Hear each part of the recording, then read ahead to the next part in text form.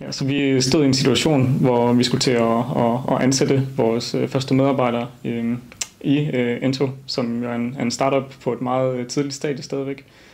Og så tænkte vi, at det var en god mulighed for at få noget input til alle HR-processerne, inden at vi ligesom var klar til at ansætte en HR-medarbejder på fuld tid. Vi har aldrig hørt fra nogen, at de synes, de fik en HR-person ind for tidligt. Nej, det er præcis. Så vi har jo hørt, at det er god idé at få det startet op, og så var ideen at prøve at få det startet blødt op, inden vi tog en stor beslutning.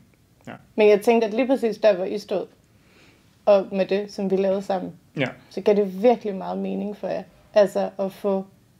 Altså, så I kom virkelig godt i gang med alle jeres processer, og nu kan den faktisk måske godt ligge og hvile lidt.